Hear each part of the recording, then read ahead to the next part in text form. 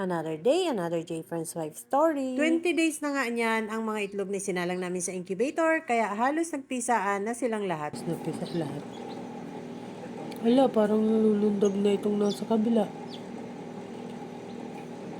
Ilalabas na namin ang mga sisiw sa incubator kapag natuyo na sila, kaya ito namang mga nakolekta naming itlog ay inilabas ko na sa chiller. Pipiliin ko pa dyan ang magkakaparehas na itlog at pagsasama-samahin ko sila para pag nilagay namin sa incubator ay magkakasama ang magkakaparehas na itlog. At dahil galing sa freezer ang mga itlog na yan, magpapawis pa yan, kaya hintayin muna naming matuyo bago ipasok sa incubator. Kapag nagpawis ang mga itlog na yan ay pupunasan ko para matanggal ang mga dumi. Magdamag naming patutuyuin yan bago ilagay sa incubator. Ito lahat ang nakolekta naming itlog.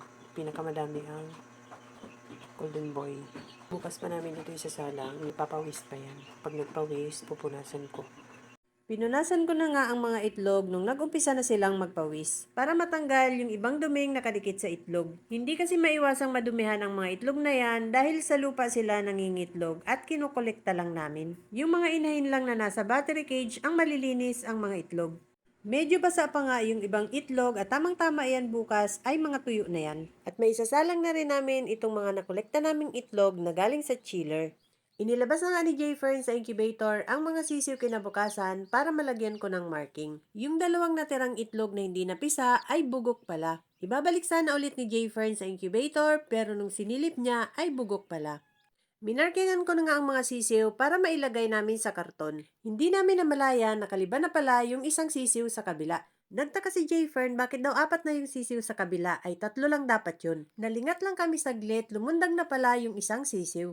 At nakakahanga naman talaga ang magmamanok. Sa itsura pa lang ng mga sisiw ay nakikilala na agad nila. Dinampot nga ni Jayfern yung hindi daw kamukha nung 3 kaya yun ang inilipat niya sa kabila.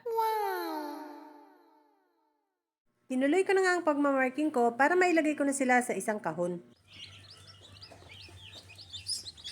Magandang panahon kahapon kaya sabi ni Jayfern, dadali na namin ang mga cockerels na alpas dito sa range area. Kaya pagkatapos naming magpatuka ay inihanda na namin ang mga kahon na paglalagyan ng mga manok. 31 nga lahat ang dinala naming manok sa range area kahapon. 18 na cockerels at 13 na baby pullets. Nilagyan ni Jayfern ng maraming butas yung mga kahon na paglalagyan namin ng mga manok para hindi sila masuffocate. Nagmadali na nga kaming ilagay ang mga manok sa kahon para hindi sila maging halhal. Sinuot ko na ang long sleeves ni Jayfern para hindi makalmot ang aking braso dahil tadtad na ng kalmot ng manok. Pagkatapos naming ilagay ang mga manok sa kahon, ay nilagyan pa ng tape ni Jayfern dahil baka makaliban ang mga manok sa kahon habang binabiyahe namin. Inilagay na namin sa likod ng pickup ang mga kahon at inayos na ni Jayfern. Kailangang maibiyahe na namin agad papunta sa farm ang mga manok para hindi sila maging halal. Yung mga baby pullets namang nilagay namin sa screen, nilagyan lang ni Jayfern ng bubong para hindi mainitan habang binibiyahe namin. At habang inaayos ni Jayfern ang mga manok, nagpalit ako ng damit dahil ako'y pawisan na.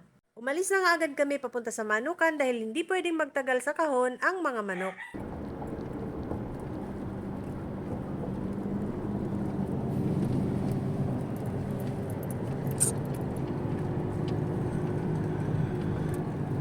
Pagdating namin sa manukan ay sinalubong na agad kami ni Richard at pinabitbit na agad ni Jayfern ang mga manok papunta sa range area. Pinabitbit na sa akin ni Jayfern yung scratch pen na pinandaga namin sa mga karton at sumunod na agad ako kay Richard. Mabigat kasi yung screen na dala ni Richard dahil madaming baby pullets ang nakalagay doon. Tinulungan ko na nga si Richard na bitbitin ang mga baby pullets papasok ng range area dahil mahirap ipasok yun kapag mag-isa lang siyang nagbibitbit.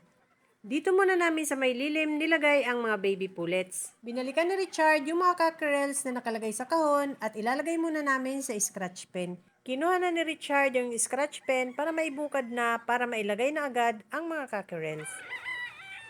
Wala na doon ni Chad? May binalikan pa nga si Richard kaya ako na ang nagbukas ng isang kahon para mailabas na ang mga manok.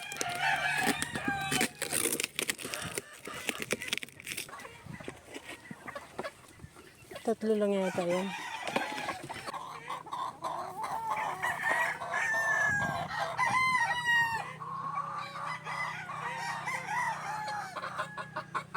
Binuksan na rin ni Jayfern ang iba pang box at inilagay na rin ang mga cockerels sa scratch pen. Yan, ito basta-basta mabubulok ka na. Malalaki nga ano.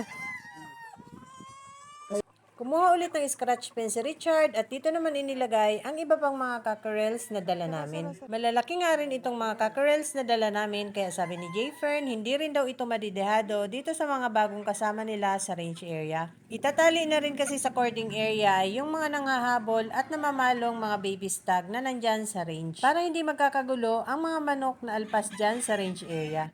Halhal pa nga ang mga manok na dala namin kaya hinayaan lang muna namin dyan sa scratch pen. Buti na lang itong mga cockerels na dala namin kahit malalaki na sila ay hindi sila nag-aawayan kaya okay lang silang pagsamasamahin sa isang scratch pen. Sanay kasi yan sa multi-purpose pen na lagi silang magkakasama magdamag hanggang umaga kaya hindi na sila nag-aawayan. Kinokontrol din namin ang paglalagay ng mga vitamins sa kanilang waterer dahil kapag araw-araw binibigyan ng vitamins, ang mga alpas na yan ay matatapang din. Every 2 days kami nagbibigay ng vitamins para maiwasan nga ang magpaluan sila hanggat wala pa sila sa range area. Pero ngayong nasa range area na sila, araw-araw na naming lalagyan ng vitamins ang kanilang mga waterer. Dito naman sa range area ay sadya nang pinapatapang ang mga manok dito. Kaya pag meron ng mga manok dyan na namamalo or nangahabol ay pinapahuli na namin kay Richard para mailagay muna sa tangkal at pagkatapos ay itatali na sa cording area. Nakakatuwa itong mga cockerels na dala namin dahil mapupula lahat ang kanilang mga palong. Pagkatapos ay ito namang mga baby pullets ang inilagay sa scratch pen. Pulpugan. Pulpugan yung mga babae. Oh.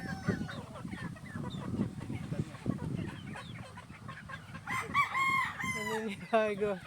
Sabi siguro sarap ng hangin.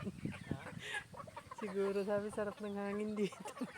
Mukhang naninibago nga ang mga bagong dala naming manok dahil mahangin sa farm. Nakatayo lang sila sa scratch pen at parang inaantok. Pero itong namang mga baby pullets ay nagpulpuga na. Palibhasa matagal naming hindi na ibababa ang mga baby pullets dahil laging naulan. Nung nakapagpahinga na nga ang mga cockerel sa scratch pen at hindi na sila halal ay inalpasan na sila ni Jayfern. At dahil sanay nang ang alpas ang mga cockerels, pagkatanggal ni Jayfern ng scratch pen ay tumakbo lang sila palayo. Ito namang mga baby pullets ay hindi pa yan naaalpasan kaya hindi pa yan sanay na alpas. Kaya inuna muna ni Jayfern alpasan yung ibang cockerels na nasa kabilang scratch pen.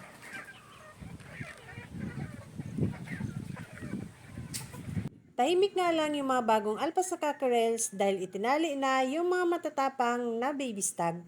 At pagkatapos nga ay sinunod na niyang alpasan ang mga baby pullets at palibhasa hindi nga sila sanay na alpas, nung iniangat ni Jayfern ang scratch pen ay nagliparan ang mga baby pullets. At nagkagulo na nga ang mga manok. Babae.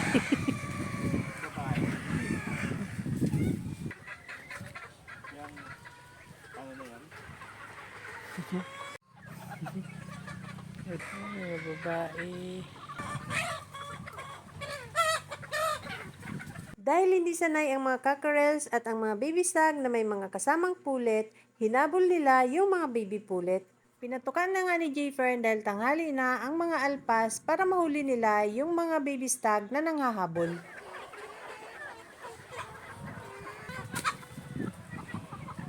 Itong isang inahin naman ay pinaalpasan sa cording area pero dito sa range area inalpasan ni Richard kaya hinuli ni Jayfern. Namamalo din kasi ng mga cockerels itong broodhen. Kaya pagkahuli ni Jayfern ay pinalabas niya na ito sa cording area.